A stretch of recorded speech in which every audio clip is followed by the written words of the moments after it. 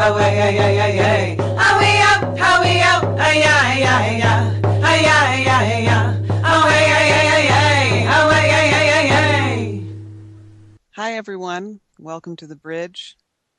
I'm your host, Kira Young, and you've reached me on Revolution Radio, simulcasting tonight with Real Liberty Media, and we'll replay on Tuesday with People's Internet Radio. It's 4 p.m., 4:02 p.m. Eastern Time on the 3rd of September 2016. And my planned show and planned guest for tonight is Cody Hall, who is the media representative for the Red Warrior camp, which is one of three main big camps up at the No Dakota Access Pipeline Resistance in Cannonball, North Dakota. If you've been listening to my show, you have been hearing all about it for the past 3 weeks. My first show that I did a few weeks ago was with Uŋpa Nuŋpa and his daughter, Tashina Sapawint, and they talked about one of the first actions, direct actions that happened spur of the moment, which was 5 Lakota women from both Standing Rock and from Cheyenne River got together, and with nothing but sage and tobacco in their hands, they jumped the fence and headed to where the construction, where they were digging underneath the river to build a pipeline.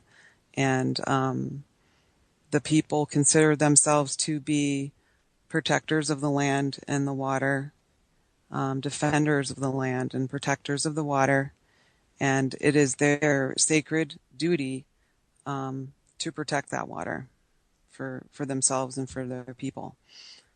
So this is not only a political event. This is a spiritual battle as well. So stay tuned. You're going to get information tonight that you won't get in the mainstream media, and you won't even get it in the Indian media. So let's see if Cody Hall is available. If he's not, of course, I have some backups because communication is really, really difficult up there. It's very rural, and it's hard to places where you did get cell access. One day you don't get there the next, so it's difficult. Your call has been forwarded to an automatic voice message system. All right, so okay, so anyway, I'm getting messages here. Let me see if I can't get Mike BlueHair in here to tell us. He was right there at the direct action this Wednesday. So he can tell us about that while we're waiting for... Hello, you've reached the unofficial office of Mike BlueHair. Hi, unofficial office of Mike BlueHair. It's Kira. Welcome to the bridge. Hi. Hi, well... Oh, it's really great to be here again. I'm just loving it. You were right there on the front lines this week on Wednesday's direct action. So the listeners are really wanting to hear about that, your experience there. Oh, good. I'm more than willing to share. But as usual, I'm hoping that you'll prompt it out of me and ask me questions that I can answer, because I'm not really good at paint me a picture, Mike. I can't. I can't do it. Help me. Yeah, I can't paint much pictures too. I'm working 7 days a week. I don't even know what day it is. But let's start with. Well, when the news first broke, people started live streaming, and Indigenous Environmental Network reported that the first person to be removed was a non-native woman. But I didn't see anything about her. Nobody knows what her name is. Like, nobody knows anything about her. Do you? I do not. I arrived there late after, I believe it was Happy's cousin that was taken from below, and Happy was still attached to the backhoe when I showed up, and they haven't even started to try to remove Happy from the backhoe as I arrived. Okay. So that's all I really know about what went on beforehand. Mm-hmm. So when you got there, they were arresting Happy's cousin or brother. I've heard both things. Yeah, I'm not 100%. I believe it was a cousin. I got to meet Happy yesterday at the casino, the Prairie Nights, briefly, and he was being kind of politely hounded by various media people. And I asked him, I held my hand up, he was sitting in a chair aside to the left of me, and I said, "Could I speak with you a moment?" And he shook his head, yes. And then I politely waited until all the other media people were talking to him. And finally it was my turn to get his ear because, he's the hero of the hour, or one of them. And I looked at him and said, "Hi, my name's Mike BlueHair. I'm in the alternative media, and I don't interview you. I don't want to interview you because, he's going to be interviewed a million times. I did say that, you did something heroic, and I just want to show you my work, what I did." And I showed him the video I shot of him that people on the web are seeming to really like a lot, and he really appreciated the video that I shot of him. And I gave him my cell number and said, "At some point, your lawyer's going to ask you to get all the raw video footage that you can get." And I said, I don't need your contact information because I don't want to hound you or bother you. But when your lawyer needs that info, just call my cell number and I will get him a file transfer so he can have all my raw footage. And I hope it helps him because that's what I intended to do when I came out here, was serve a police accountability role that I do in my own community for these folks out here. So I was happy that I was finally useful. I've been having a lot of fun in the camps, but there's not been any direct actions or any interaction with law enforcement up until this point. And I'm just happy that I was able to serve the same kind of capacity for the camps out here in Osheti-Shikoin that I'm doing in Portland, Oregon. So that was kind of cool, to be able to meet one of the heroes of this, action of people that have rightful stewardship over the land that they're trying to protect the land and the water. And, I'm just humbled by the direct action that he participated in, and I was able to document, Yeah, it was very, very moving to watch. And from what I understand, there were probably a couple million people watching live streams of it at the time. Yeah, that was the numbers. They were up there in the millions. Yeah, and for me, the difference for what I've seen with other types of direct action was just the really palpable spirituality of the moment. We're part of something bigger here. That I don't know. I don't know how to put that into words, but yeah, they were giving thanks in the songs to Happy as he was up there struggling to not let them cut the PVC pipe off of his arms, and I found it kind of amazing, Mm-hmm. The way the women were burning sage and people were singing thanks to him, and it was really cool. It was really cool. It was, yes. So, what besides the sage burning and the singing and things like that, did you happen to observe any other palpable differences between other types of direct actions that you've covered in the past? I would say this is very well organized, more well organized than most. As far as the people that were participating in this direct action. And for security culture reasons, I would not like to go into that any further. Mm-hmm. Mm-hmm. Yeah. Okay. But I can say that I've seen an impressive amount of organization and restraint on the people here. as far as what people could be doing to defend the land from this assault by these two oil companies and this, construction equipment. I am impressed and humbled by the restraint, because I see the amount of heartbreak that people have from this assault on their land and water. And oh wow, hold on a second, Kira. Okay. There's some recent developments going on at the camps. And we're going to be gone for about a day and a half, but there's something blowing up in the camps right now. Something about dogs and helicopters. Oh, hold on a sec. Okay. I'll put Chuck on the phone in a second, okay? All right. Wow, oh no. Yeah. Hello, Kira.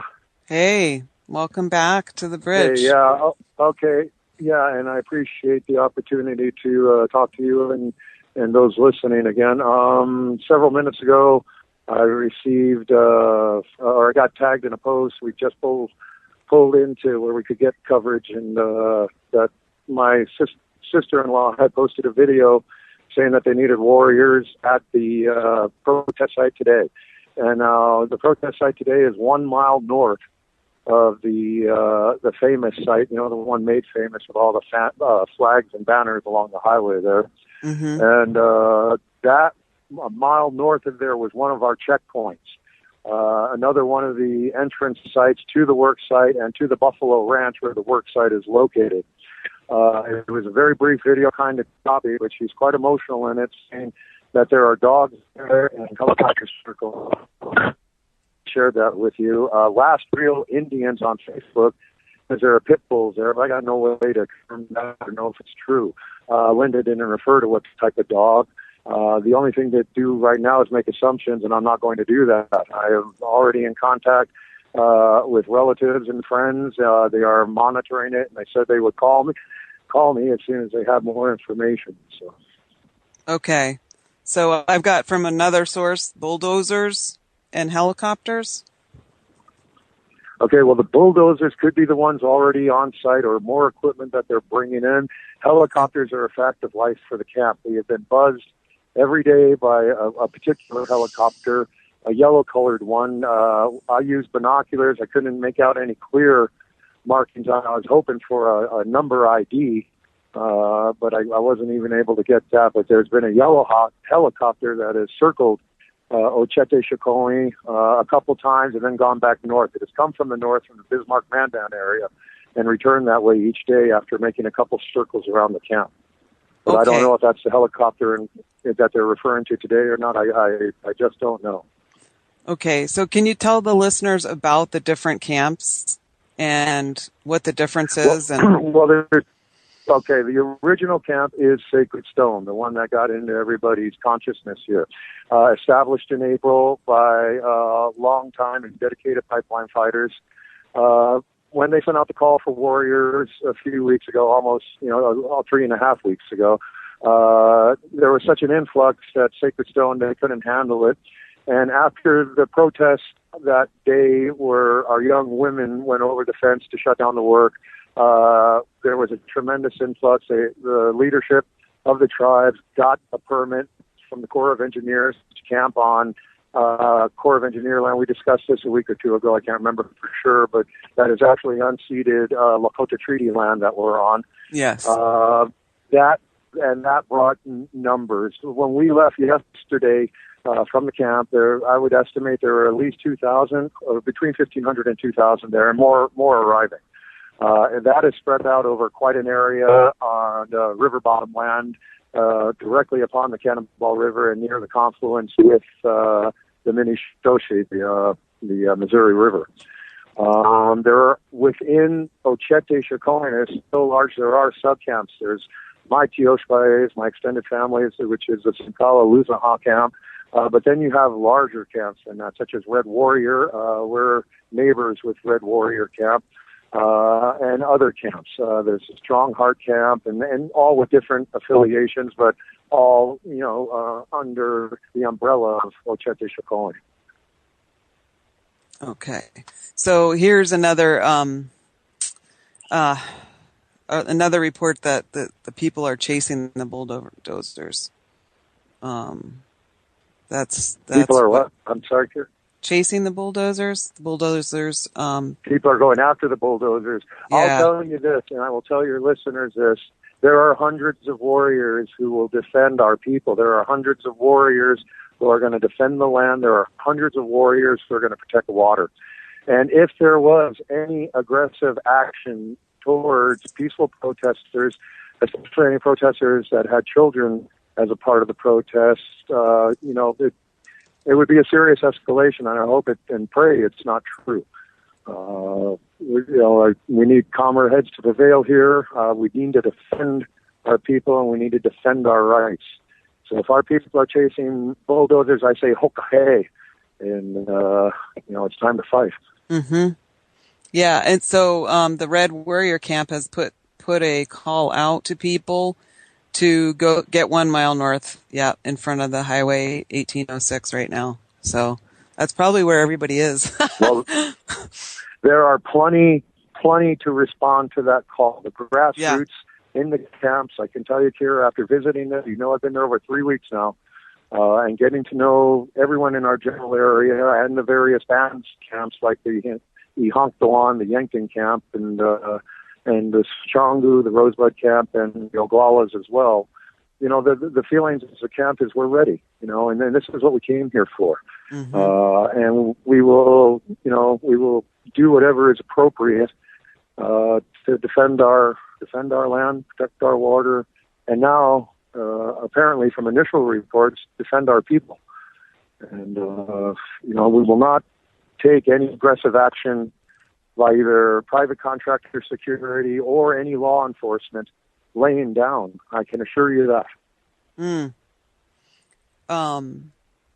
Well, and there will be documentation. There are media sources there, and that's the thing about Unicorn Riot is on site. The Indigenous Environmental Network is on site. Yeah. Film the Police Portland is on site. Among many of Red Power Media, Wheezy, several media sources are there. Yeah. So alternative, thank God, not the mainstream. Right. So there's within the camps, there seems to be a different approach to how people want to achieve the goal. Like the goal, all the camps have the same goal, but maybe sometimes there's a difference in how people think it should be achieved or gone about. Well, yes, there are conflicting ideas about strategy and tactics that should be used. But the main argument against anything too aggressive or too direct in action, which is coming from the older people and a lot of those involved in the IRA tribal governments, the Indian Reorganization Act tribal governments that currently govern our people, is to show restraint and patience and not to have direct action, while you have more direct action types who do want to keep the issue alive and force the issue and let them know that we're here to do what we're here to do, and what we're here to do is, I'll keep repeating, defend the land, protect the water, and now maybe today start protecting our people. Yeah. And what about non-natives? Have they joined the fight? Allies and comrades are from all over the world, regardless of race, regardless of religious affiliation. We have allies from across the world in the camp. This is not a race issue. This is a human race issue. Mm-hmm. And people are recognizing that. Our numbers are strong because of allies from all different walks of life. And they're welcome there. They are embraced there as relatives. And we certainly appreciate and obviously need that support. If you are a non-Indigenous person and you are hesitant to come to the camps to offer support, offer aid, do not be. Feel free to come, and you will see, like I said, you will be greeted as a relative. In a traditional way, as a relative. Indeed. Yeah. Indeed. The way we used to be, And I've described it to you, and I put on Facebook how in the old days, that's how we always used to greet each other, and we've lost that. We've lost that kinship, that affinity for one another when we greet each other, we're not knowing each other. In the old days, it was always you greeted somebody who you didn't know by a cousin term, and you'd greet them as a cousin at least. That was the base of it all. And, as a relationship was given time to evolve, if it had time to evolve, then, you'd start using other kinship terms, brother, sister, uncle, auntie, grandpa, and that's what we were all about. And this issue, Dakota Access, and the resulting awakening that has happened in our people has brought that sense of kinship back, at least temporarily, and at least in one location. And whenever and however this all ends, those who have come and experienced the camps have the opportunity to take this newfound power and strength in our own people within each of us back to our homelands, and to tell people that this is the way we need to be. This is how we can begin fighting the daily issues, not just these flashpoint issues like pipelines and environmental attacks and economic violence that are upon us, but the daily issues we face, living with each other. And I've referred to before when I've been on your show, the substance abuse, the domestic violence, the feeling that are in these camps. If we could take that back to our homelands, into our communities, and into our homes, we could begin to make a meaningful change for our future generations. Kira, I apologize. I'm going to put Mike back on the phone with you now. Thank you very much, as always. You're welcome. Take care. Hi, Kira. Hi. So, have you found out any more about what's going on 1 mile north of... I'm on the Facebook group now, Last Real Indians, all one word, and I can see a bunch of people that looks like I see maybe on that video clip, it's a little bit more than a minute long. I can see a helicopter making a high bank turn over what I can see at least 30 people maybe from this angle, with some women and children in it, in one of the construction ditches. What the pipeline people are doing is they're digging these big ditches that are about 175 feet, 150 feet wide, and horizon long ditches, and these people are in them. And then I see some vehicles parked parallel opposite side them, and I can't tell because it's grainy live stream footage as to what's going on. It's all conjecture at this point. I'm in the back of a car, more than 100 miles away. So. Tell me what's going on. I wish I could. I'm feeling kind of helpless here, not able to do my job, which is it's incredible timing. Accountability stuff. It's really incredible timing. All of this really, really is.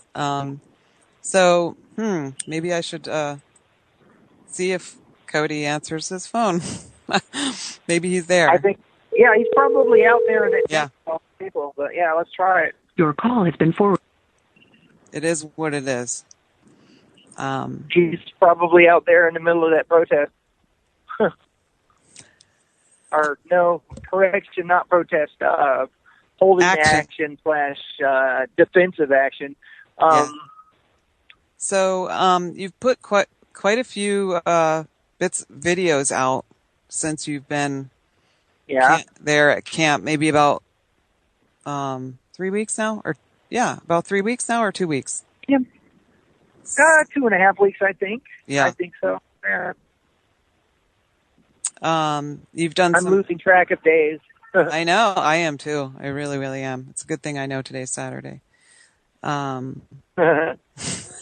Otherwise, I'm like, wait a minute, what day is it?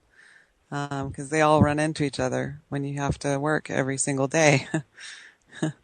At your goodness. Job. Yeah. Run right into each other. So some of the background stuff that you did, Hiawatha Insane Asylum video is out there. Don't know anything about that whole mess. It's just one. Oh, I would highly recommend.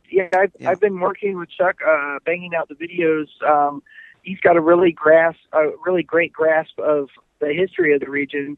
And I would encourage your listeners to bop over to my channel, Mike BlueHair, and look at my most recent uploads. I uploaded 4 or 5 videos last night, even, but they were contextual to the direct action that we're discussing earlier, where, you know, Happy and his, I believe it was his cousin, was, you know, trying to prevent more desecration and more usurpation and invasion of their sovereign land that they're the rightful stewards of. You know, I would recommend, you know, checking out my most recent videos. Personally, I think as far as capturing the spirit of the moment, I think I did a decent job of that direct action. It's some of my better work, in my opinion. Yeah, it's fantastic. And just that, where did the "This is what a warrior looks like" come from? I mean, was that something that came to you, or was that something that I was? Oh, no. I was sitting there after I got done editing it, and I was sitting there at the table with Uŋpa Nuŋpa, you know, and trying to brainstorm an appropriate title, and nothing came to me, and I just kept watching the video over and over again, and I realized that the women were chanting, "This is what a warrior looks like," and I'm like, duh. Yeah. You know, like, they titled it for me, the women that were there spontaneously contributing to that moment, that powerful moment. And, you know, I'm just merely a vessel for trying to capture what I saw in front of me, you know. Well, I'm sorry you're missing today's action, but I'm sure there'll be many, many more actions happening. Yeah, this is just beginning, you know. Yeah. I have a feeling this is going to be a protracted thing. If the judge doesn't make a sane, rational, logical verdict, you know, in accordance with Article 6 of the U.S. Constitution, in accordance with the Fed's own environmental protection laws about environmental impact statements, you know, this is just another example of why the U.S. government should not be trusted, you know. They've never honored their word with any native treaty, you know. Yeah. And, you know, the way I perceive the Constitution is you can't say you're for it unless if you pick and choose through certain aspects of it, you know. Like, you know, treaties are not to be abolished, altered, changed, or amended. You know, it's outright spelled out in Article 6. You know, so if you're out there in the interweb and you can hear my voice and you claim to support the Constitution, then you need to get your butt out here and, you know, help these people. You know, I'm not talking about with arms. I mean, there's all kinds of ways you can serve a role to help. If you have medical training, they have professionally trained medics out here that could use a hand. You know, if you're good at logistics, come out and lend a hand and help with material support. You know, if you're good at communications, or if you have some dynamite communications gear, communication is a real problem out here. Spotty cell service.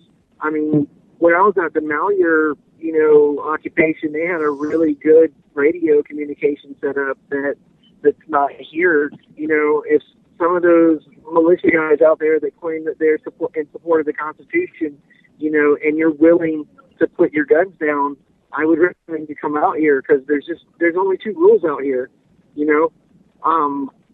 And other than that, you're free to be a beautiful autonomous snowflake and do what you want.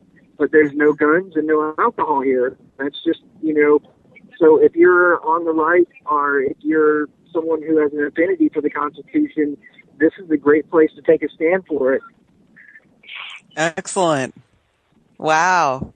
Right on. I hope that this does bring together some strange allies in the struggle. Yeah. Because really, we're all slaves to the machine, you know, but just in different ways. And it's designed like that so that we don't see that it's all one big machine. You know, we're like, oh, well, that part of the machine is worse than mine. So, you know, yeah. Yeah. So I'm glad you're there. I'm glad that I'm really happy about what's going on. It's, I wish that I could be there. And, if I can get out of this mandatory 70-hour week anytime soon, I'll go to DC if I can. I'll be down there for whatever I really happens wish I down had there. the money to fly you. If I had the money to fly you, I would totally do it. But, Does anybody have the money to fly me? Any of you listeners, fly me anybody out who can there. hear our voices, Yeah. I will go and report live at what's going on out there. Well, I'm really happy to talk to you again. I'm bummed out that Cody couldn't make it, but at the same time, this kind of stuff happens all the time in radio, and you just go with the flow. It's a war that's going on right now. Yeah. It's a bloodless war so far, but it's still a war. This is a conflict over land rights and the right of the indigenous folks to be the stewards of the land that they were promised for as long as, the sun shines and the grass grows, man. And the whole river was supposed to belong to the people too, and the entire river. Yes. So, yeah. In this area, the entire river is supposed to be theirs, and they want to build a pipeline under it, twice. And my husband pointed out that it follows the river like the whole way. Like, so there's multiple points where it can soil the entire river. It's of course. It's insane. It really is insane. Yeah, I mean, a lot these pipelines. They just occasionally break down, and when they break down, they crack, and it's just a few, like 100 million gallons or a few 100,000 gallons or whatever it is this time. It's no big deal. But the thing is they're constantly going through these kind of construction updates. The thing about the Earth is that it's a living creature, right? The Earth's crust is shifting slightly in one direction or the other, and these pipelines are laid out across it, and you're getting stress points placed along the joints of the things along its length over a long period of time, and eventually just something gives. It's just entropy. The more complex a machine is, the more possibility, mathematically speaking, of entropy, of things breaking. So, once a pipeline's created, or any machine, right? This is just basic physics. Any machine's created, there's an invisible clock that gets, and it starts winding down until something breaks. And the more complex that system, the more complex that machine, the more possibilities of things breaking. So you have these big, long pipelines laid in the earth, and the earth moves. And, Sarah brought something up to me a couple weeks back when we first showed up in the camps, and she said to me, well, why don't they just build bridges over the river and then have the pipeline that way, and or build it above ground? Because I mentioned to her that the earth is a living thing and it moves, which is, all scientific fact as far as it moving. I believe in the concept of animism, which I believe there is a living spirit that lives within everything, even atoms and molecules. That's just my belief. But anywho, my response to her was simply, it's the 21st century. People like me could fly drones over the pipeline or walk out there and take pictures with my cell phone, and then people with engineering degrees that have a concern about the pipeline could report back to what they're seeing. And when it would leak, we would see it leaking. That's why they plant them in the ground. It's not like they need to protect it from the rain or the wind. They put them in the ground because when they leak, they go into the water table, and no one knows until little Timmy sees soap bubbles, sees an oil slick on top of his bath water, Right. But by then, people have been poisoned for decades, Yeah. Yeah, or it happens like it did a few years back in Arkansas, where people woke up and their entire neighborhood was flooded with oil because the pipeline had burst behind this neighborhood, and that place still isn't right. Sure. And it never will be. I mean, even the Exxon Valdez spill, I think I was like, I don't know, in junior high or something when that happened. And you can still go to that area and find oil slicks. It's never the same. Oh, sure. And the deep event thing that happened in the Gulf, I mean, god awful amounts, like amounts you can't even fathom. The entire crust of the earth along the bottom of the Gulf Coast, off the coast of Florida and all that is cracked, and oil will be seeping out of that for centuries, because of that Deepwater Horizon, that horrible accident that happened back a few years back. I mean, it's nuts, man. Like, and I'm not, I consider myself an environmentally conscious person. I would consider myself an environmentalist. I'm not like, what I would consider off the deep end with it. I mean, I think that we should probably be exploiting minerals and resources, but we should do it in a manner that's in the spirit of stewardship over the land and with the land, as opposed to just looking at the almighty bottom line. I think it could be done in more of a sane, rational manner. We could figure out, humans are smart. If we put our minds to it, we can figure out what ways of getting our energy needs met without, running roughshod over the future generations, Yeah. I mean, okay, unconfirmed reports that protesters are being pepper sprayed and they're asking for Malox to treat it. There is some people that are trained in street medics down there in the camp. Malox, if you mix it 50-50 with water, it's a calcium carbonate. What it does is it bonds to the pepper spray and lifts it off your skin. So if you mix that into a bottle, I think I've talked to your listeners about how to treat pepper spray before. Basically, you get half and half water, ratio to Malox. Put it in a sports bottle and just shake it up to where it's even, and you can spray that on your face. You should never wipe your face if you've been pepper sprayed. You should never try to dab it off. You shouldn't rub your eyes. You should just lean back, squirt it on your face, especially in your eyes, and blink until you can see and until your face feels like it's not burning anymore. But I talked to the people in the medical tent, and a few of them know how to treat this and do it right. I was lucky enough to actually attend there's a Portland group called the Rose Hips Street Medic Collective in Portland, Oregon, and I attended one of their trainings where they actually had one of us volunteer to get pepper sprayed, and then they had a few of us pretend, and went through the procedure on how to do it properly. I would highly recommend, if you live in a city that has just Google the name of your city and street medics. A lot of them will do trainings on how to treat people that have been pepper sprayed.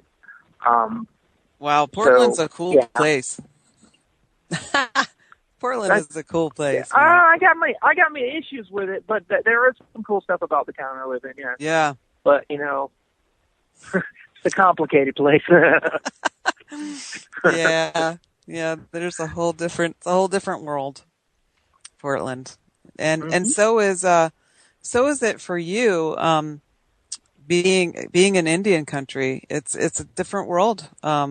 Things operate in a different pace, and in a different way. For instance, whenever you go to Indian country, it's like, I'll be back in a couple weeks, and it's like a couple months later.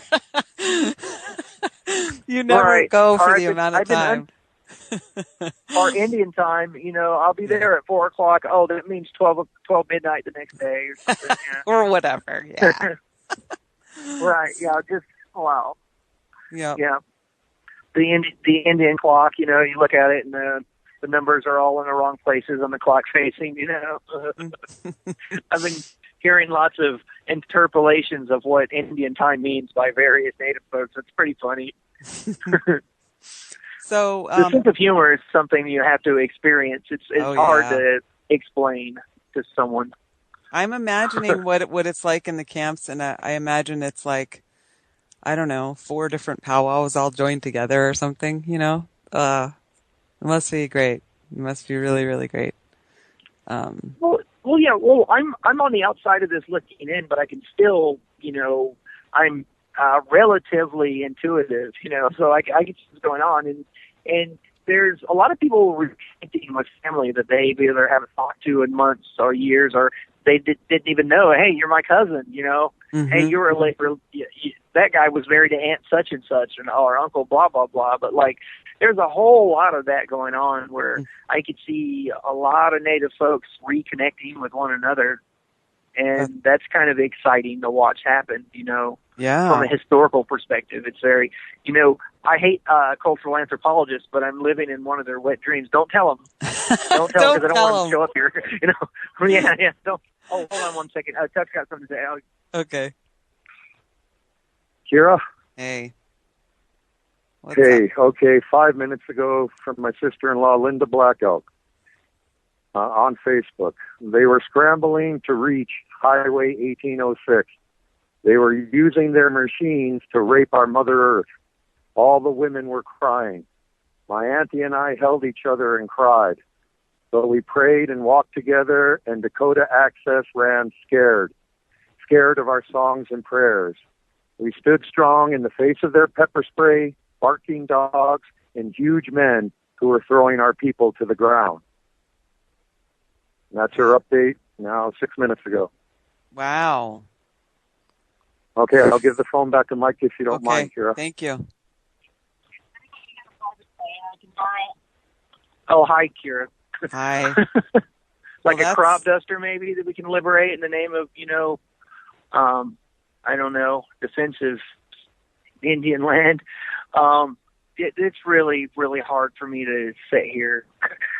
That's all I can do is sit here in the back of this car. Yeah. Because you need to be there, right? I do. It's your job. It's my job. You know, it's what I do, man. But there's going to be like tons of other ones. There's going to be tons of them. But like, you know, yeah. I just wanted to make sure the truck was okay, or, you know, just, whatever. There'll be more. I'm sure. I'm just hoping nobody was hurt too bad. Yeah, me too. And I saw, I wanted to mention that. I don't know what private security firm they are, but there's lots of guys with sunglasses and earpieces, and they're, you know, they obviously got the upper body strength, and they have that look about them that were taking pictures of people's faces at the action where Happy was attached to the construction equipment a few days ago, and that I was making jokes. I mean, look at this MF here, you know, he's obviously some kind of private contractor. So there's some private firm that's being used as mercenaries on the side of these oil companies. I don't know what it is, but I'll upload those videos later. Okay. When I get near some interweb. Okay, good. Yeah, there's a lot of money. There's a lot of money involved in this pipeline. Mm-hmm. And the oil companies have never seen an action like this. No. Yeah. And it's not just here. You know, there's resistance to this pipeline all up and down the length of it. Yep. Yeah. So people got arrested in Iowa as well. How much does it? One second, Kira. Okay. How much does it cost to fly from? Well, let's look. They're actually looking into sticking me in a plane and flying me back right quick because it could be stupid cheap because it's such a short flight. So I might be able to get there on my on the ground with my camera and run and help. That would be great. Yeah, I'm here. I'm listening. That would be good. No, yeah, okay. I didn't know if the connection dropped or not. Like, did it drop? It is Mercury retrograde, so communication is affected by that. I am sorry that you didn't get to interview your original guest. What's his name again? Cody Hall. He's the representative for the Red Warrior. We were invited to one of their councils last night, and that was the first time that I got a chance to sit down and listen to him talk. And I was impressed by the structure of the way that they dealt with things. They were, respectful, and I liked the way that they spoke with each other over there at Red Warrior and how they patiently interacted with one another. And it was impressive to see a group of activists, sussing out what they want to do with for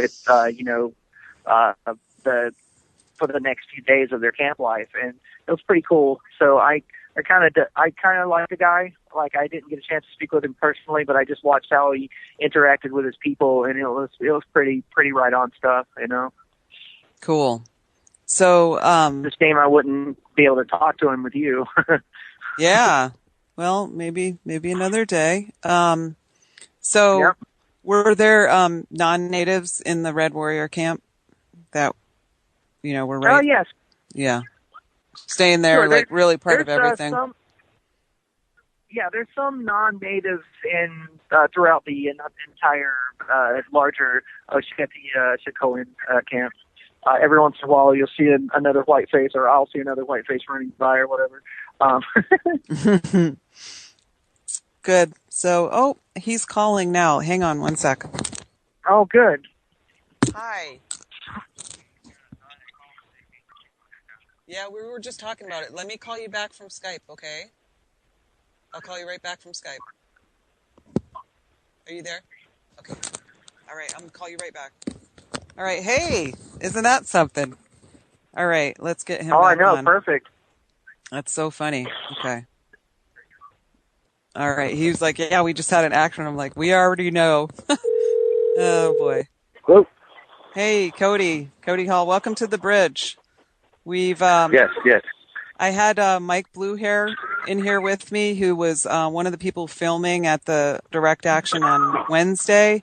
I had him fill in while you guys were doing what you were doing, and we've already got word of it, and we were talking about it. So please fill us in. But I just want to warn you that we're going to go to a break like in a few minutes, but then it'll just be like a 3-minute break, and we'll come back for another hour.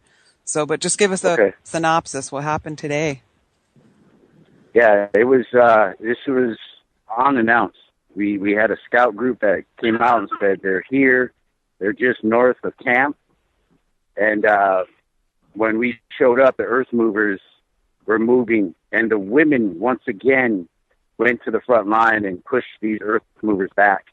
And the women stood in front of these private security guys. It was just an awesome sight. Wow. What happened today. The women took charge, and I'm so happy and proud that I mean, really, but the sad part about it is we saw for miles what this company's been doing. They've been raping Mother Earth every day. And we just got wind that they've been working day and night. And so to know that our grandmother was repeatedly getting raped every day, every hour, that was tough to swallow. Yeah. When you saw that long line for miles of digging up this earth, it just had to happen. We had to take the fence, regardless of whether hundreds of people were going to go to jail or not. People just it charged everybody inside. How many people showed up? We had 300 people that showed up. Wow. On a dime, drop of a dime. We had 300 that just showed up, that came to the front line. And then they said, when I was telling them, to why are you here? If you're here to protect and defend, then let's do this. And when I said that, man, the women they just pushed down that fence, and they got in front of that for those private security guys, in front of those earth movers, and pushed everything back. So is construction halted? Were people arrested? Nobody was arrested. Construction was halted for the day. They pushed back. They ran. Private security ran off. They were scared of the presence that we showed. Yes.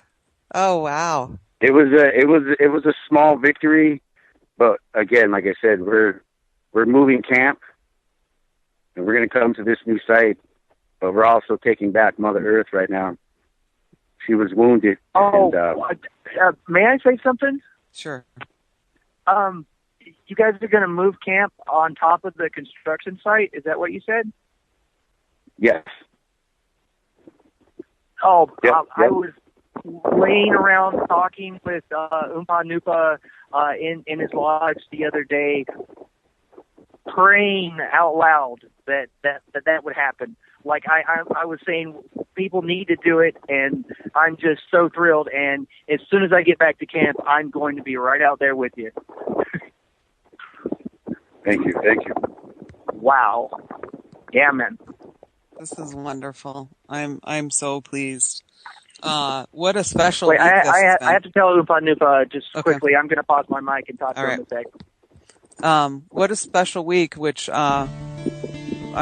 we're going to go to break, and we'll have another hour with you. Thank you for calling. Just stay on the line.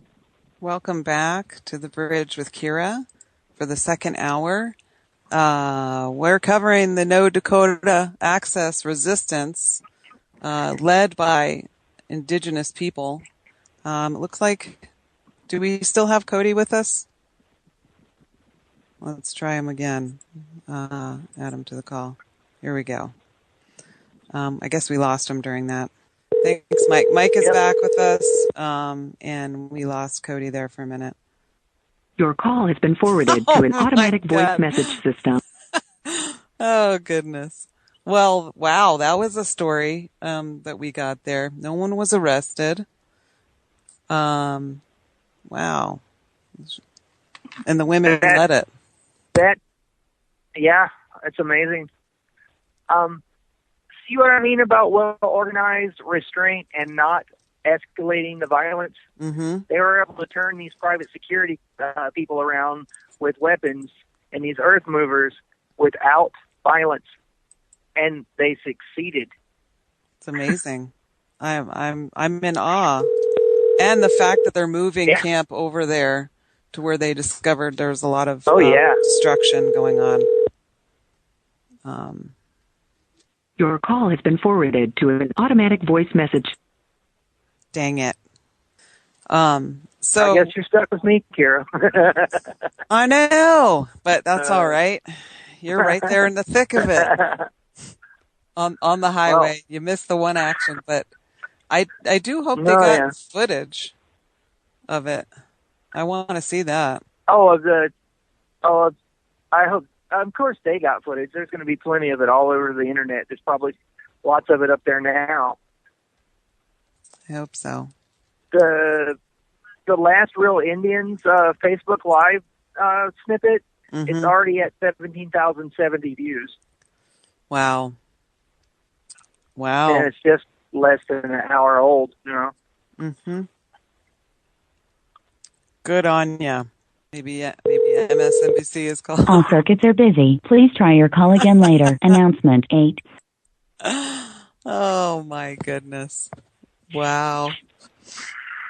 So, when you get back to camp, you're going to move over there. Do you think that everybody else will, or just you? Absolutely.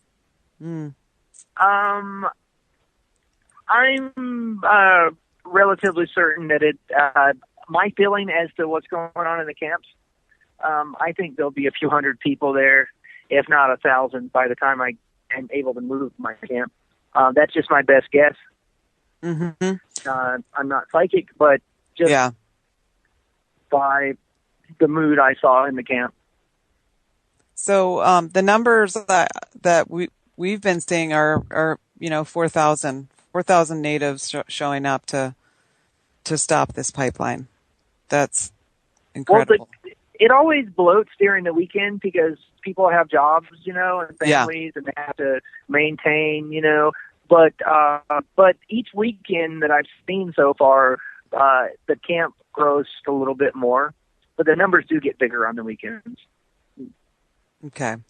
Yeah, so up to 4,000, and then maybe like for back strategic down to reasons, I 2. would like to make a statement for strategic reasons. There are 70,000 people there. 70,000 very angry Indians. Yes, That will 70,000 kick very angry your- Indians. And they have fully automatic bow and arrows. Yes. Fully automatic. 30,000 arrows a minute, Yeah. Wow, 300 people showed up just like that. That's some incredible force going on there. You know what this is starting to remind me of? It's starting to remind me of Dune, man. Like, and where they talk about desert power, or the Fremen, the tribal people that were fighting the invaders that were there to steal the spice, which is basically a big giant metaphor for oil in the first place. Right. But it's starting to get that Dune feel, man. I love it. Wow. You love it. So happy to be here. Your listenership a bit, if I could. Sure. I'm speaking to people that were formerly members of the Occupy movement, people that participated, people that were organizers, people that were the more passionate ones, the ones that stayed around, the ones that were there in all the various camps across the country that stayed until the end. Pack up your stuff and go to North Dakota. Do it. Right now. Mm-hmm. Right now. Just do it. I'll be there. Mm-hmm. Do you see an awareness of, okay, we were talking before about how all good movements get co-opted. Do you see an awareness of how that happens much more now than maybe in the past? This is unique. It's a unique dynamic that I'm not familiar with enough to make that kind of a judgment on it. Mm-hmm. To speak honestly, I could not answer that question. Well, here's where the question is coming from, and certainly I would want to. It's coming from seeing that there's a commitment to nonviolence, and that's exactly what the mistakes were in the past. Was trying to mix a civil rights movement without a commitment of nonviolence. Doesn't work. And the only way that you can really get people who maybe don't understand you or have never, like the average American who probably doesn't know a Native family, the only way to get their attention is to tell them we're doing this in a nonviolent way, because you also have in the psyche this sort of fear of any real talk about natives, for one.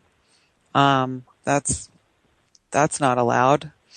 And any sort of it's weird, like Americans just haven't dealt with what's happened. That our country is founded on it's genocide like there's and a slavery. cultural vacuum. Yeah, it's like there's a cultural vacuum that the American psyche puts its sins in and pretends like they don't exist.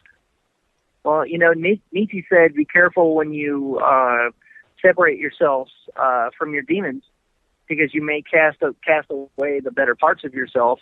And I think what Nietzsche meant by that was if you don't process your both the traumas that you create yourself and the ones that you experienced, you can't heal, So, if there's ever to be any healing between, the indigenous people and the people that, the colonizers,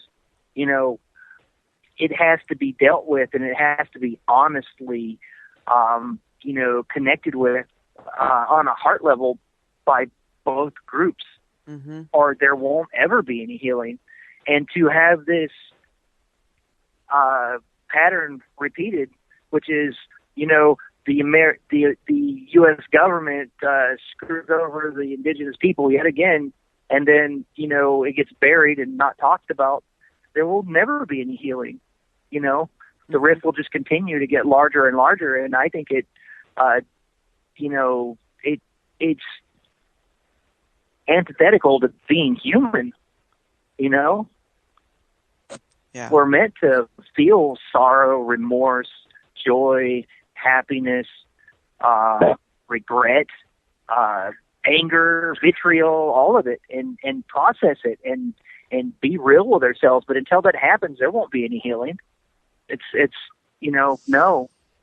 You don't get to pretend like that you didn't do this, America. Yeah. You don't. You really, really don't.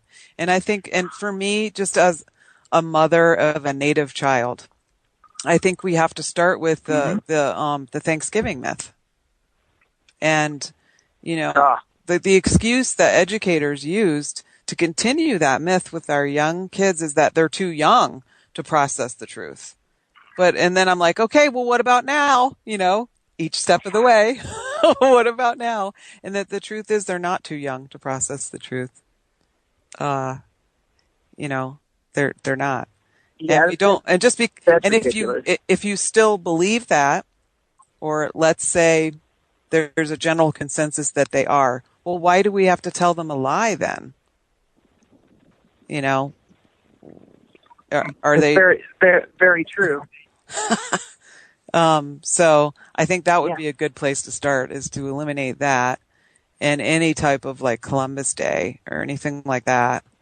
That would be good. And then actually teach things about modern Native history. And because by only teaching way past Native history, you give the students the idea that Natives don't exist anymore. And it's always past tense. It teaches people to speak only in the past tense of Natives. So when things like this happen, people are like, what? Wait, there's 4,000 Natives? Yeah, just in North Dakota, there's one area stopping a pipeline. Yes. Oh, wow. So let's see what happens when it spreads to the mainstream media. I mean, it already has in Europe. I'm wondering, speaking of mainstream media, I'm really wondering how this most recent action is going to be interpreted. Yeah. Personally, I mean, I know historically what the U.S. government has done. Mm-hmm. I mean, I'm concerned that they're going to send the National Guard. That's just my thoughts. That's how our federal system operates. Right. Well, what do you think the other options are for them? The people who are supposed to do something about this. Not do something about the poisoning of the planet, but, do something about these uppity natives trying to stop it. Like if you were in that room. Did I lose you? Are you there? Crap. You there? Hello. Hey. I'm glad you're back. Hey. What the hell? I think this Mercury retrograde stuff is real, man. I really do. Really? Yeah. What the hell? Yep. But also, shitty self-service is real. The struggle is real. Crappy self-service is definitely real. Yeah. So, where were we? We were talking, I know we were talking about Nietzsche, for a little bit there. A little bit, yeah. I mentioned the fact that America can't bury its sins until it promises that there won't be any healing. Yes. And you you started talking about education system and how Native children are perceived, are propagandized to by the establishment to only think of Native folks in the past tense, therefore kind of erasing their cultural contribution, and that's where we got cut off. Yeah. Wow, that's great. Thank you, Red Bull. Yeah, that's For those of you that are listening that are part of Revolution Radio, I would like to say that I am trying my very best to help get the satellite thing up and running, and I am helping build up infrastructure, getting needed supplies for the satellite uplink, and I am doing the best I can to do the live stream for you guys. But, things aren't coming together as fast as they should, and that's not from any lack of effort on my end. That's all I'm saying. Oh, I know. I know that logistics and everything is up at camp with communication. You have to walk everywhere, and then you get there and you try to work stuff out, and maybe more supplies are needed, and things get put off, and it's whatever. It is what it is.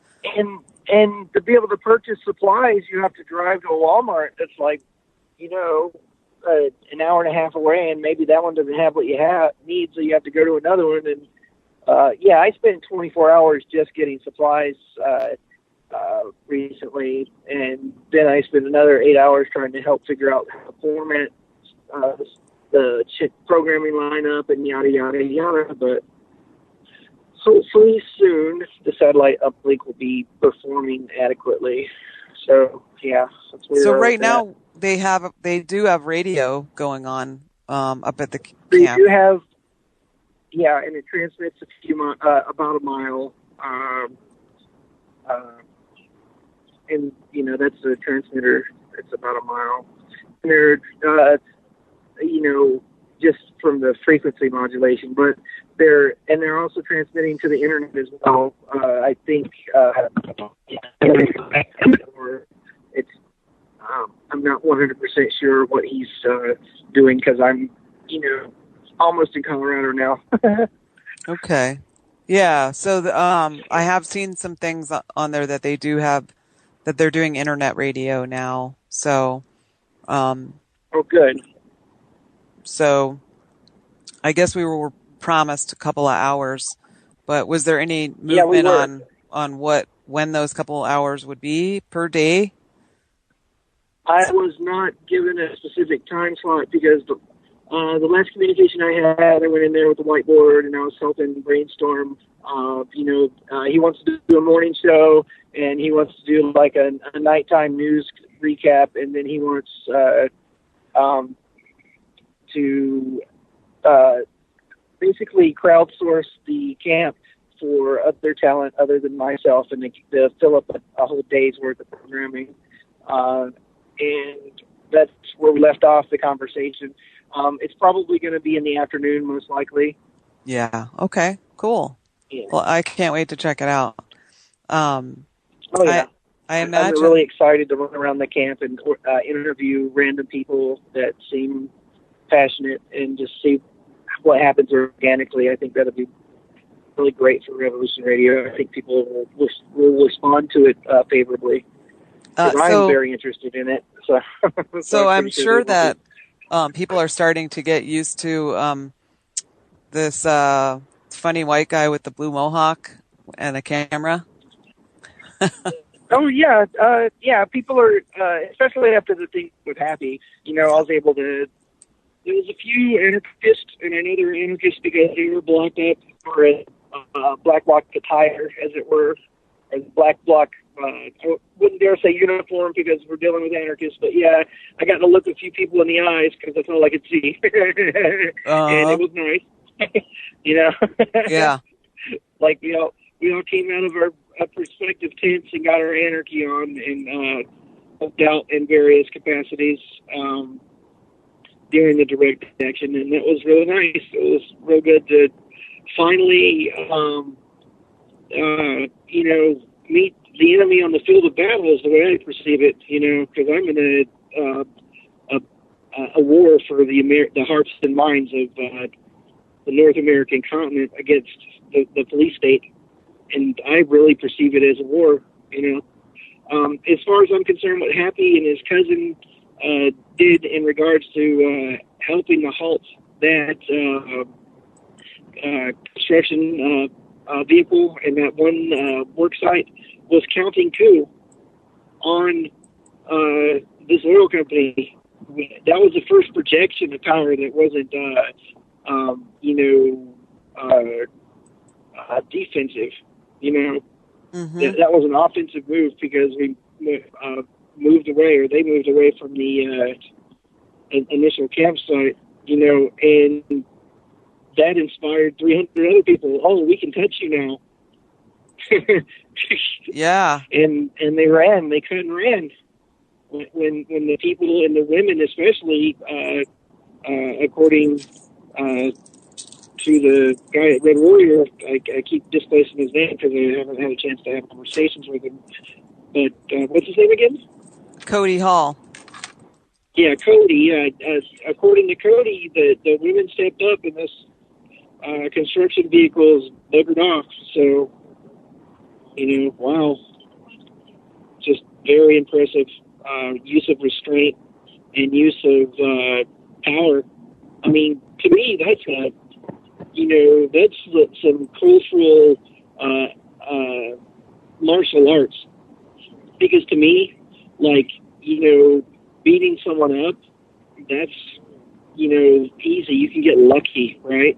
I mean, if you want to think about it as martial arts, this kind of conflict, if you can subdue someone and disarm them in a way that they're not hurt and you're not hurt, that's mastery of martial arts. Yeah. That's the exercise of power. And that is what these native folks have done to this oil company. Mm-hmm. They have been disarmed. They've been pushed into not being able to continue the rape of their grandmother or their in a way that's not physically hurting either party. That is some serious physical and political, aikido, as far as I'm concerned. It's very impressive. It really is. I find it, I don't know, it's really exciting to me. And like I was saying before, the nonviolent part of it, it just makes it so perfect. And, I see this thing with the young people, and their action is a prayer. They're like, I am praying. And so, it's an evolution of, so many things at once. I can't even put it into words, really. Do we have Nighthawk here with us? I'm not sure. Can you hear me? Oh, yes, we can hear you now. All right. Yeah, over at the studio, it's saying I'm not there. I mean, Skype's being really weird today, man. I'm telling you, this Mercury retrograde thing is real. That's all I'm saying. So, what's up? Okay. Mike, is that Mike on there? Yeah. Okay. Yeah, that's Green Brothers. Yeah. Did you get everything sorted out to get a couple hours a day with the whatever it was with the satellite link? Sure. What's going on is I had to run around and get the physical equipment and whatnot, the battery stuff and whiteboard and a bunch of stuff he needed. So I only got that for him, and we started brainstorming the format. I've been promised 2 hours in the afternoon, and that's where it was left off. I had to basically, due to a type of emergency that I can't really talk about, but I'm camp in 11 hours, and I will continue the conversation with the fellow that has a satellite uplink. I'm also looking into purchasing another phone, and there's a local internet signal that I can buy from there. So if the satellite doesn't work out, I'm going to use this phone that I'm about to buy in this internet capability. This okay. Well, I mean, service that actually works there. Okay, I mean, the main point here is, we do have sponsors, and if you can get going, so we can get some live stream going. I put the machine together on the backside. It takes, a lot. I'll fire it up in the morning and I turn it down at night because it just eats up a ton of power. We can do this. It takes me about 40 minutes to get everything up and running. And it's not just computer, it's just getting all the satellite link feeds up and everything set up over on the TV computer. Somebody wanted me to live stream something they were doing today on Facebook, and it's like, by the time I get this up, it's done. They're having some kind of confrontation at the roadblock right now. But by the time I get it up, feed will be over. So, it has to be a little bit scheduled. And, that's kind of the deal. And if we can get something going, we can get you some support. We just got to get something going. I know. And this is dealing with someone else's equipment, so I'm kind of having the, Right, I understand. And this goes for anyone else that is on the site. Kira,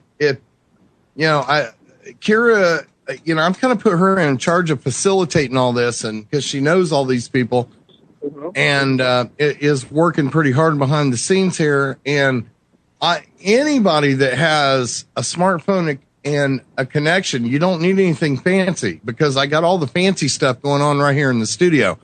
All you need is a smartphone with the Skype, with the Skype app, and we'll just put the video call on, and then I can just cap it and put it up on YouTube and live stream or whatever, because I'm doing all the fancy stuff back here with the fiber connection.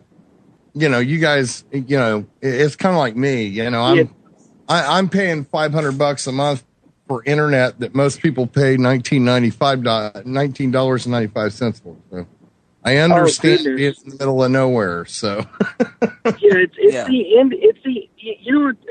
a joke around here. It's the Indian phone dance. It's like when texting works when voice calls don't.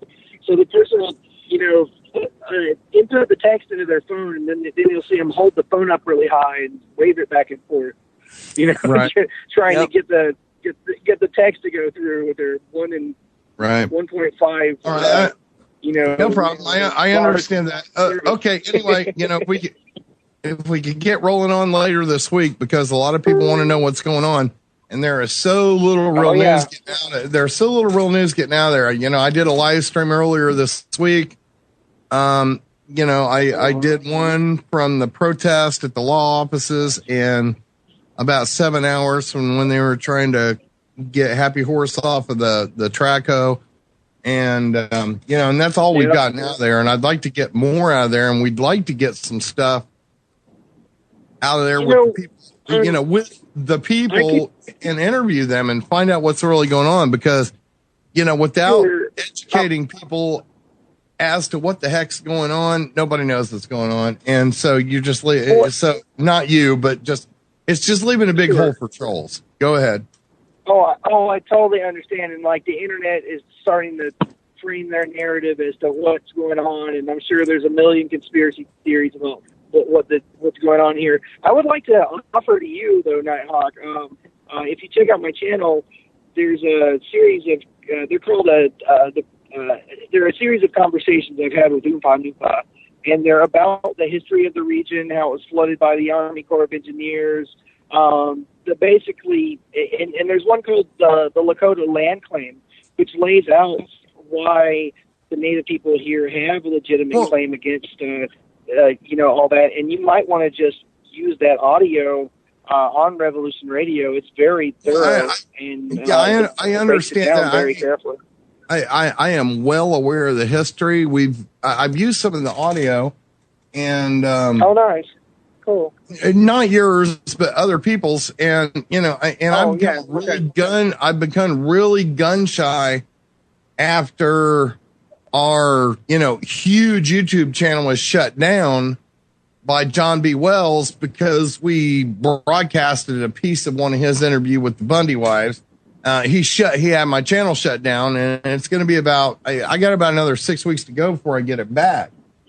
So I went Oh from, yeah, I was on a 6 month suspension from YouTube once. I knew how that is.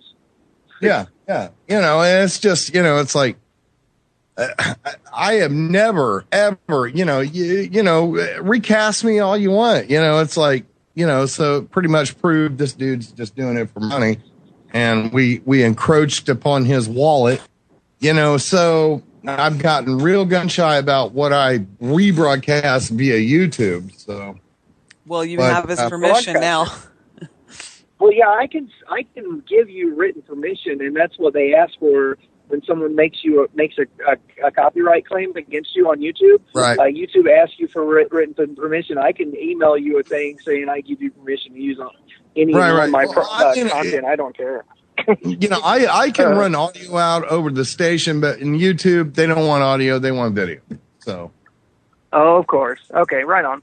Well, like I said, on the way back from Colorado, I will get I've researched, actually Sarah's helped me research the best local internet connection, one that's actually going to work. So I'll have a phone that I can Skype through in less than 24 hours. Oh, yeah, because that's cool. I'm tired of not being able to. I've been missing out. Unicorn Riot's live stream had close to 2 million views on it. Just recently. We relayed him. Okay, yeah. But I would like to have somebody out there that, it's kind of like, okay, don't take me wrong, anybody, but Unicorn Riot, he broadcast them trying to get happy off the thing, but there were no interviews going on, nothing else. It's like, I could do 6 hours of filming a butterfly or filming this or that, but what we need is the topics and what's going on and all that kind of stuff. And that was kind of why I was kind of dependent on you, because you were there at the time. I know you're not there now, but you were there at the time, and I'm like, Kira, help us get this done. I'm trying desperately. Yeah, and believe it or not, I am busting my butt to try to get this facilitated as well. It's just a matter of, I'm not the richest guy in the world, and it's a very fluid situation. Listen, dude, believe me. Believe me. We have sponsors that if we can get the stuff out, we can get you support. Oh, I got you. Nobody pays. Sure, I will. It's like rent. Nobody's paying like rent, but they'll pay after the fact if we can help you out. I got you, man. And I definitely have the experience in the social skills to get interviews and context and all that stuff. It's just a matter of getting the tech set up. Okay. All right. Well, you got it. You just work both angles. Just work the phone angle and work the satellite angle at the same time, and something's going to happen. Right. And I'm going to make this so easy for you. All you got to do is call me on Skype through a cell phone, and I'm taking care of all of the fancy stuff back here. So. Okie dokie. All right. All right. Thank you. Awesome. Okay. I'm going to get back to my workshop and stuff, so I'll talk to you guys later. All right. Bye. All right, man. All right. Kira, by the way, I didn't know you were on the East Coast. Wait, are you Cherokee? No, I'm actually Choctaw by blood. And then my husband, I married a Potawatomi, Northern Cheyenne, and we're both adopted Lakota. So, all right. So I have a lot of different, West, East. Okay.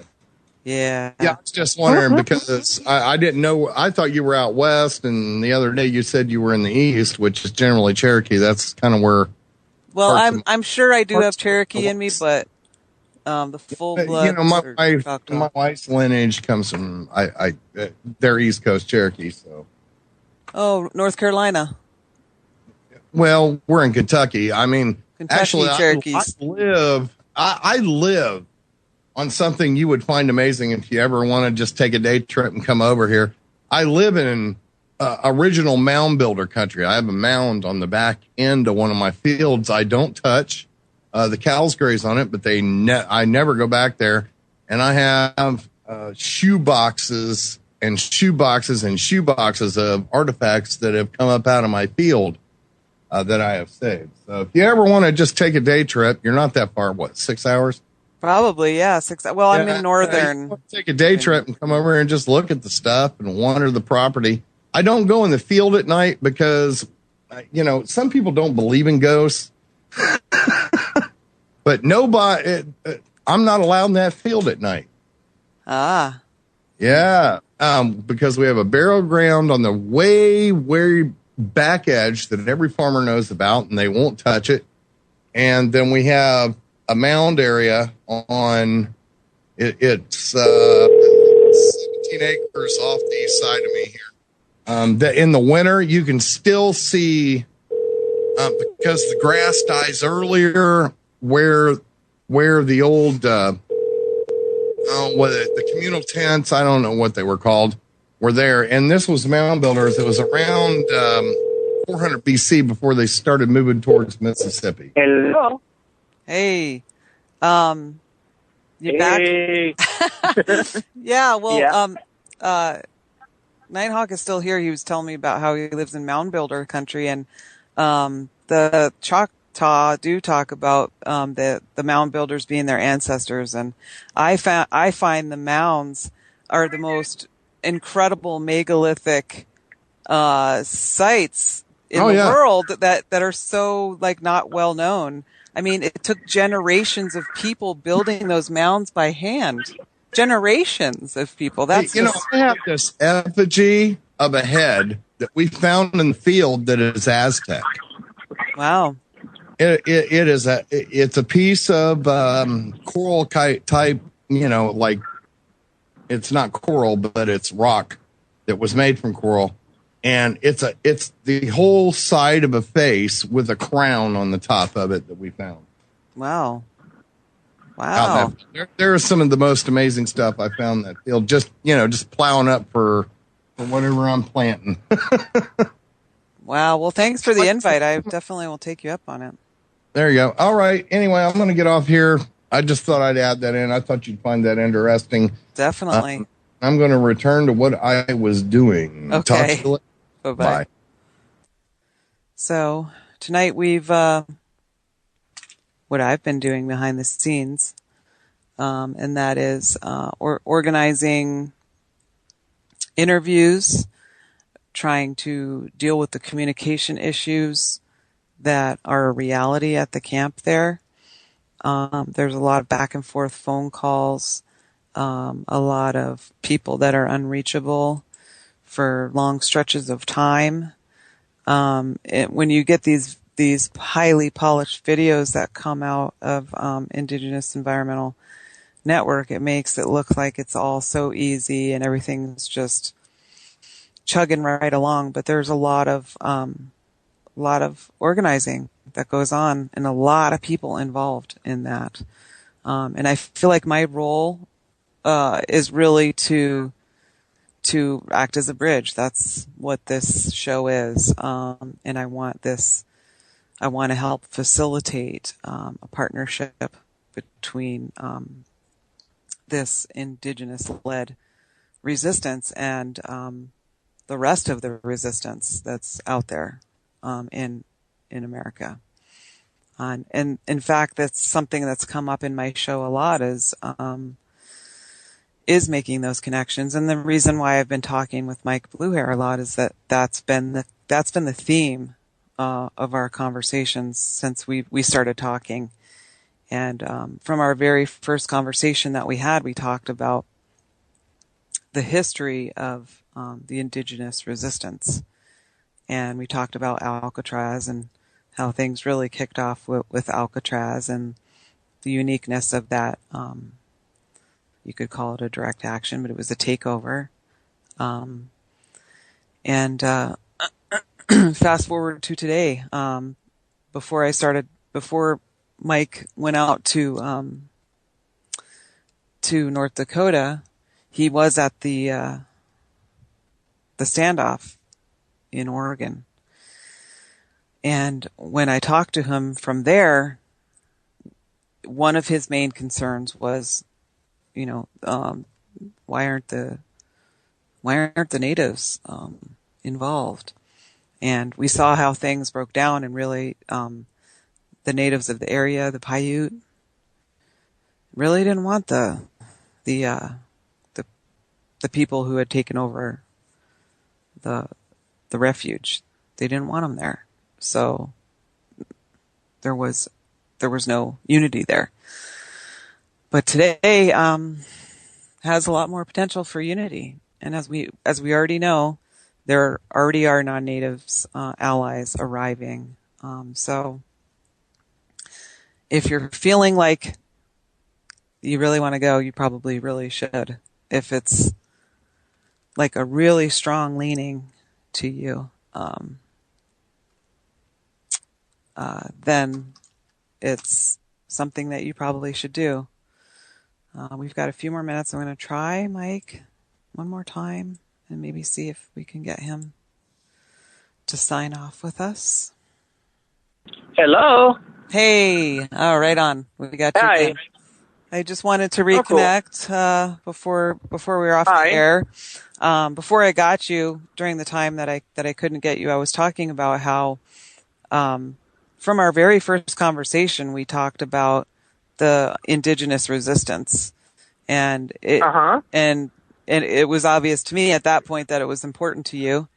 And then our next, we were talking about the takeover in Oregon, and you were like, well, we talked about the specifics of why the natives weren't involved there, and there was that sense that they were an afterthought, and the Paiute didn't want them there. So, but this is different. Oh yeah, it's obvious that the indigenous people have a legally prima facie on its face land claim. They have a constitutional claim via the Article 6 of the U.S. Constitution, and they have a federal law claim that's not being, they're not doing it right, even if we would concede against logic and reason, if we would believe that the land that was seized by Army Corps of Engineers was actually theirs, they're still not even doing it right according to their own lies on paper. Mm-hmm. It's overwhelmingly the moral high ground here in this conflict is with the stewards of the land. Yeah, and that's what I think a lot of people don't understand is that they do have the law on their side. So the whole thing about the partnership between media, mainstream media, and law enforcement, painting them as lawless and criminals, and is very much on purpose. But we've seen it all before. Of course, yeah. Oh yeah. So I just want, before we have about 5 more minutes, I want to make sure that we get out there what the needs are in camp, and who to donate to, things like that. Sure. Chuck, Nuŋpa's PayPal? This is PayPal. Okay. Yeah, so I would recommend people put money in that, or they could go to my GoFundMe, which is probably embedded in your blog. Yes, I know you've been promoting it on Facebook. Either of those places would be dandy, that I could think of offhand. But to donate to the Swiftbird camp, are you still there? Yeah, Mike? yeah. Okay, it's PayPal, mahto.smith at Yellow Jackets. That's YELLOWJACKETS .B as in boy, H as in hospital, S as in snake, U as in university .edu. So that'll get right to the Swiftbird camp, and this is a camp and a family that's involved in some of the Red Warrior actions, and is a family that was involved from the very beginning. Tashina Sapa Wink, you can go to the very first interview that I did with her. She was one of the 5 original Lakota women who jumped the fence with nothing but their skirts on and their tobacco and sage in their hands, and they stopped construction.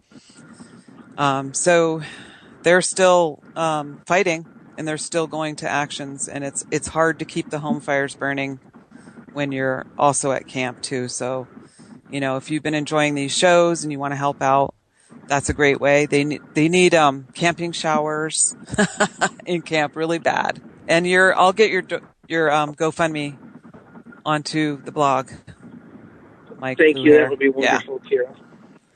Yeah. So, and we'll continue to work on getting a live feed up for Revolution Radio. It's gonna happen. We're working really hard on it. We promise. And it's absolutely. It's the nature of the animal. They're in the middle of nowhere, and so we'll make it happen.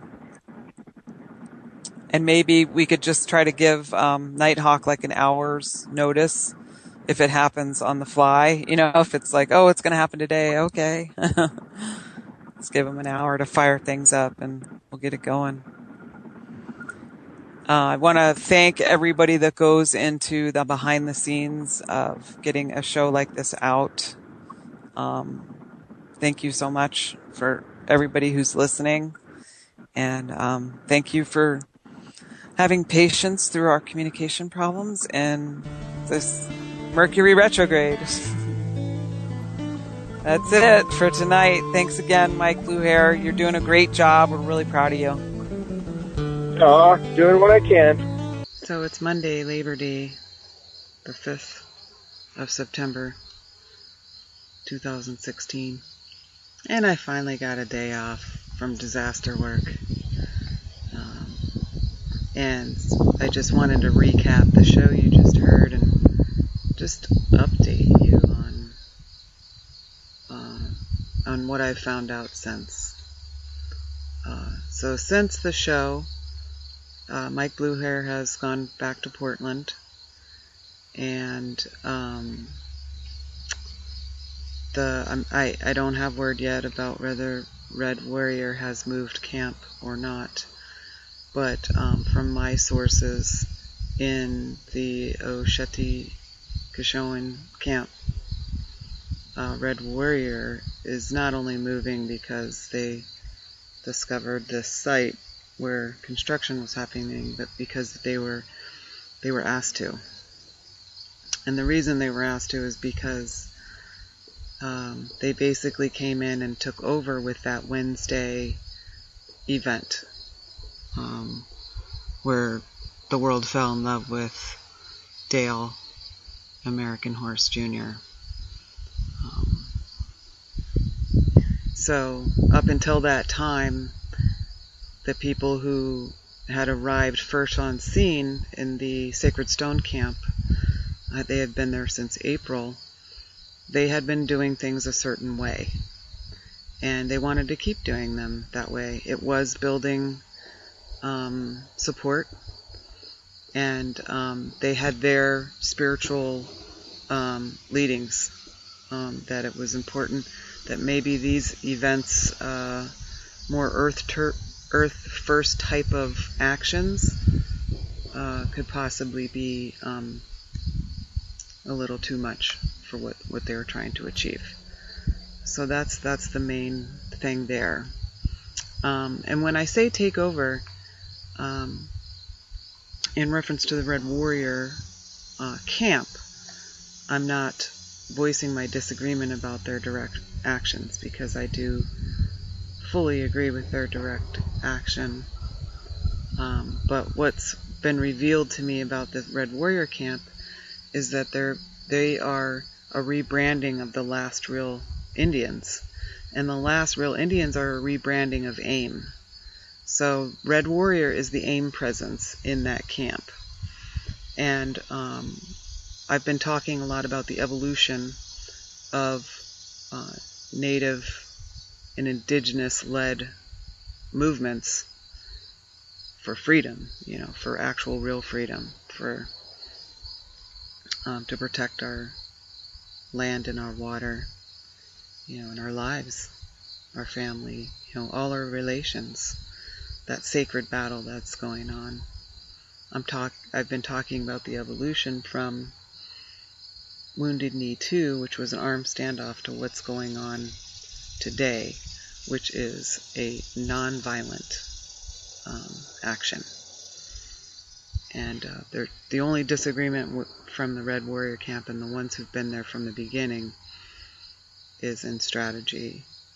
But it's also a very well-known and well-established and well-documented AIM tactic to go in after all of the hard lifting has been done and take over and take the spotlight and take the credit.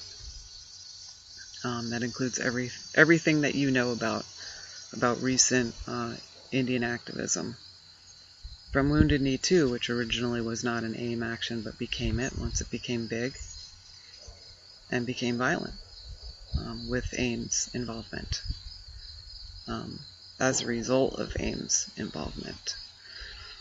So another thing that's going on is that not only this difference in strategy and tactic, but the people who have begun this movement, they don't want it taken over by AIM because they're a different group of people, and they want to do things the way that has been shown to them through their spiritual practice. So I really do hope that things stay nonviolent. Some other things that have been revealed about the action that was happening during the show was that it was a planned action. So for Cody to come on and say that it was kind of spur of the moment and he didn't know, when he had all day to let me know that something was going to happen, is, in my opinion, questionable. It also is questionable as to whether he was actually there. Because several of my sources on the ground said that he was not. And he didn't mention that people were actually being bitten by dogs. And that's the footage that's come out so far. And so I find that suspect as well, because that would be the first thing that I would mention, would be that people were being bitten by dogs. That's the horrific image that would have burned in my mind if I was there. But it's never the Cody Halls or the Chase Iron Eyes that are getting bit by the dogs, or that are getting arrested. So it's also there was this backstory before I scheduled this interview, that there was involvement between Cody Hall and Chase Iron Eyes, but that they had some sort of difference, and that maybe they were not quite as aligned. So I went ahead and gave him a chance to demonstrate his character. And I think although I would have liked to, my original intent was to give him the space to articulate the deeper spiritual and philosophical underpinnings of their movement. I think my goal in having him reveal his character was probably achieved.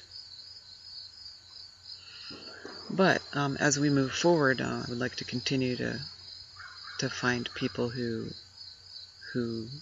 want their voice heard from those camps and want their stories told. And that's exactly what I'm going to do. Something else that's come to light since we did the show on Saturday during the direct action is that the area that was being bulldozed was actually a sacred site. So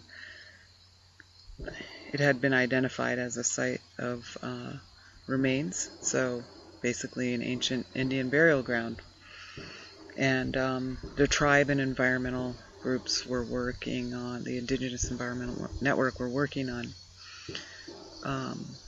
formally and legally stopping construction due to that. But at the time of the action, the people were really just defending Mother Earth at that time. They didn't even know that it was a site, a burial site. But as you can tell when you look at the footage, the people are really fired up, they're enraged, and they really want to protect that area. and protect the water and the land. So that lag time between the action, the people who were participating in that action, and Indigenous Environmental Network and other groups came in the next day. The people who, Sacred Stone and the people who have been there from the beginning, had a prayer vigil, prayer march the next day for that disturbed sacred site. So this is indicative of the different groups that are at work here. The more militant Red Warrior group, who this week decided that they were going to do some direct actions and kind of took over the scene. And the more the people who have been there the whole time, and their leadings on how to do things. So there's another indicator of that. I'm not going to call it a rift, but just those different narratives that are at work, and different forces and differences between the different camps. So there's that. And then you've been hearing for 2 weeks now us discuss getting a live stream started. And there's been a lot of work behind the scenes, a lot of phone calls, a lot of conversations on site. You heard Mike BlueHair talking about all the work he did, going, Walmart, getting battery packs, all kinds of stuff. And what has been revealed about that is basically the folks that are in charge of that satellite are just basically running interference, and they really don't want to share it. So they don't want to share bandwidth with us. And I would even go so far as to say there's an effort to control the information that gets both into and out of the camps. The other thing that's come to light is that since the dog biting incident, which is really traumatic, that has inflamed some non-native sentiment within the camps. And so camps like Swiftbird within the Ashanti-Kashoan camp they don't want non-natives or people who aren't married, at least married into native families, to really come there, because there's just too many cultural differences at such a critical time. So I would suggest those who are non-native and want to go to the camps that you have a contact within the camp, or that you just go to Sacred Stone and make sure you're self-sufficient, or just come by and drop off supplies. Talk to a few people, But I would be aware of the changing dynamics, the quickly changing dynamics of the camp. And just like on Wednesday, when Tail American Horse Jr., his cousin or brother, we don't know, and a non-native woman had stopped construction on Wednesday with that direct action. The next day, Thursday, was very tense because they had basically taken over, and there was a certain level of violence that the elders and the people who had started this whole thing didn't want to go there. But it forced those people who are have been in charge of these actions to accept them, because it got out there into the native media, and it got out into the alternative media. So they couldn't control it anymore, and now they're having to accept these actions that Red Warrior is responsible for starting. So there's a lot of changing dynamics going on. And I hope to keep covering this and bringing you the best information that I can from the front lines. Revolution Radio is trying to recruit talent on the ground, and also we may get there ourselves, just so that we can get you the facts. Thank y'all for listening. Well, hey, I, oh, well, hey, oh, well, hey, I, oh, well, hey, oh, well, hey, I, oh, hey, oh, hey, oh, hey, oh, well, hey, I, oh, well, hey, oh, well, hey, I, oh, hey, oh, hey, oh, hey, oh, well, hey, I, oh, well, hey, oh, well, hey, I, oh, hey, oh, hey, oh, hey, oh, well, hey, I, oh, well, hey.